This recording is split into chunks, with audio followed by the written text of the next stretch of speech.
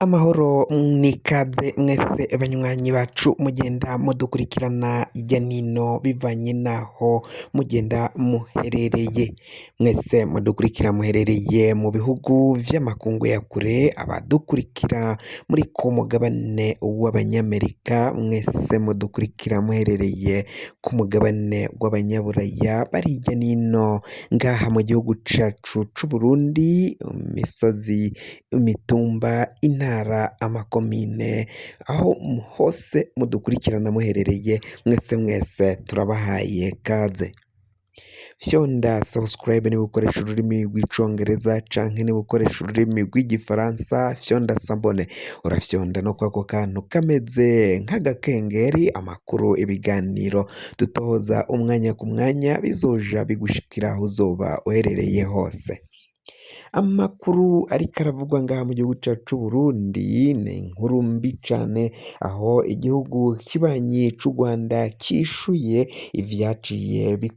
bitangazwa mbere bikanakorwa n'igihugu c'Uburundi. Abategetsi b'u Burundi baciye bugara imbibe zihuza igihugu c'u Rwanda n'igihugu cacu c'Uburundi, ngo amajambo umukuru w'igihugu Varisito Ndayishimiye n'abandi bategetsi baciye bagenda bashikiriza mu bimenyeshamakuru, ngo igihugu kibanyi c'u Rwanda caciye kivyumviriza mu bimenyeshamakuru, ngo abarundi, abategetsi b'igihugu c'u Burundi ntibigeze na rimwe bipfuza kuvugana canke ngo bamenyeshe abategetsi b'u Rwanda, ngo baciye bavyumviriza biri mu bimenyeshamakuru, ngo ariko abategetsi b'u Burundi aribo bariko barabitangaza, ngo ivyo baciye baganira ngo baribazwa ukungene Varisito Ndayishimiye umukuru w'igihugu c'u Burundi yaciye aja aho ngaho akavuga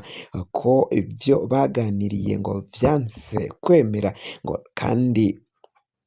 ngo bo bakabaza imvo ataciye ashira ahabona ivyo baciye baganira canke bashira mu biganiro kugira ngo agaragaze n'ivyo vyaciye vyanka canke ivyo u Rwanda rutaciye rushira mu ngiro kandi bari bahejeje kubipfundika mu masezerano. Umukuru w'igihugu c'u Burundi ivyo yaciye atangaza ngo ntaho bihuriye n'ukuri, nk'uko umuvugizi w'igihugu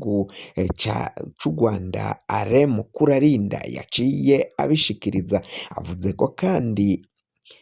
ubutegetsi bw'u Burundi bugomba gukingira abanyarwanda bari ngaha ku butaka bw'u Burundi, abanyamahanga bose nk'uko bakingira abenegihugu b'u Burundi, ngo niko n'abanyamahanga bari ngaha ku butaka bw'igihugu c'u Burundi bagomba gukingirwa, ngo niba bashaka no kwirukana abanyarwanda bari ngaha mu Burundi, ngo bagomba kubirukana ariko bikozwe mu mutekano, umutekano wabo ngo ugomba gukingirwa gushika bashitse mu gihugu cabo c'u Rwanda, ngo kandi niba badashobora kubarungika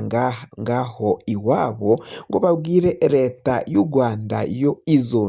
izoza ngaha kubatwara ibajane mu gihugu cabo c'u Rwanda. Leta y'u Rwanda irasaba leta y'u Burundi ko mu gihe yohirahira ikavutsa abanyarwanda bari ngaho mu gihugu c'u Burundi, abari mu ntara zigiye zitandukanye, mu gisagara ca Bujumbura c'ubutunzi, harimo abanyarwanda benshi bariko bararondera ubuzima, abaje mu migenderanire mu kumvo zigiye zitandukanye, ko nihagira uwovutswa uburenganzira canke umutekano wiwe ugahungabana, leta y'u Burundi, guverinoma y'u Burundi izobazwa ivyo guhungabanya no kugirira nabi abo banyarwanda bari ngaha mu gihugu c'u Burundi. Yavuze ko kandi umunyarwanda uzohura n'ingorane azoja kuri ambasade y'abanyarwanda iri ngaha mu gihugu c'u Burundi, bakaba aribo bazogira ico bamufasha, bakamuha ubufasha akagaruka canke agasubira iwabo mu gihugu c'u Rwanda.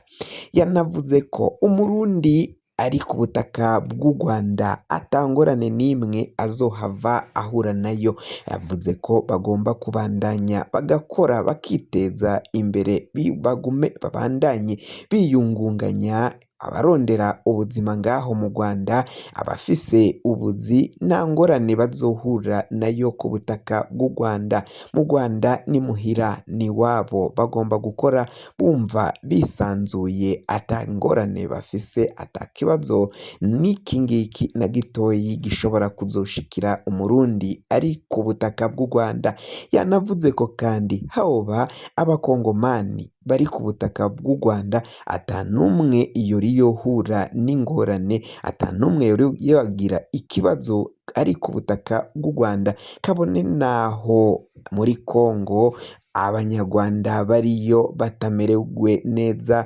abanyarwanda baja ngaho mu gihugu ca Repubulika iharanira intwaro rusangi ya Kongo bahurirayo n'ingorane, bagahurirayo n'ibibazo bitandukanye, ariko umukongomani ari mu Rwanda nta ngorane, nta kibazo ashobora guhura naco. Ubutegetsi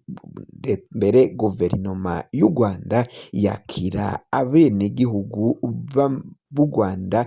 ikabafata kimwe n'abanyamahanga bari ku butaka bw'u Rwanda, ngo nta uburenganzira bwa kiremwa muntu ngaho mu Rwanda burubahirizwa. Arasaba rero ko n'uburenganzira bw'abanyarwanda bari ngaha mu gihugu c'u Burundi nabwo bugomba kubahirizwa, ata munyarwanda agomba gusinzikarizwa ubuzima ari ku butaka bw'igihugu c'u Burundi, ngo nivyo hava biba bigomba kuzobazwa abategetsi b'u Burundi, nibo bazoba batanze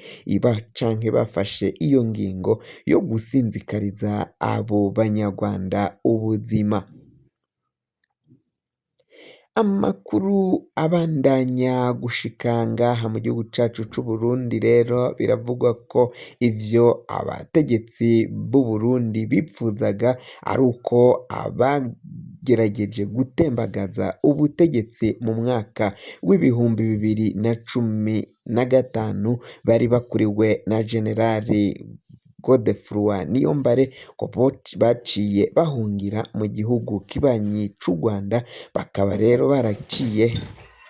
baciye bahungira mu gihugu kibanyi c'u Rwanda. U Rwanda rero ngo bakaba barasabwe ko borungika abo basirikare ngaha mu gihugu c'u Burundi, ariko ngo u Rwanda rwaciye rubitera utwatsi, rwanse kurungika abo basirikare. Ako kagwi k'abasoda n'abandi baciye bahungira ngaho muri ico gihugu kibanyi,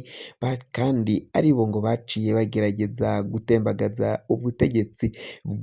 mu bihumbi 2015, ngo bikaboneka ko inzigo, urwango umukuru w'igihugu mbere n'abandi bafitiye abo baciye bahungira mu gihugu c'u Rwanda ari urwanko rubi cane, urwanko rushobora kuzoshikana igihugu cacu c'u Burundi ahatemba. Baravuga ko abategetsi b'igihugu c'u Burundi kuri ubu ngubu ngo biribonekeza ko igihugu bariko baragishora canke barakishikana mu manga, bariko baragishikana ahatemba. Ngo baravuga ko ibiriko birabera mu gihugu ca Repubulika iharanira intwaro rusangi ya Kongo ataho vyakabaye bihurira n'uko igihugu c'u Burundi gifata ingingo yo kwugara imbibe, yo kwugara imipaka igihuza n'igihugu kibanyi c'u Rwanda. Biravugwa ko iyo baja gupfunga iyo mipaka baba batabajije abenegihugu ba ntahonikora, abenegihugu bo hasi, ngo mu gihe boramuka babajije abenegihugu ata n'umwe yohava yemanga ko igihugu gishobora kugara imipaka, nta n'umwe yohava yemanga ko abenegihugu, abanyagihugu bo mu Rwanda batohunyuje akarenge ngaha mu gihugu c'u Burundi, canke ngo abarundi baje mu Rwanda nk'uko bisanzwe bikorwa, canke abarundi basanzwe batembera mu gihugu c'u Rwanda. Kugira ngo amakuru mwene nk'aya aza gushikira, wafyonda subscribe niba ukoresha ururimi rw'icongereza, canke niba ukoresha ururimi ry'igifaransa ufyonde sabone amakuru ibiganiro dutohoza umwanya ku mwanya bizoja bigushikira aho uzoba uherereye hose kw'isi.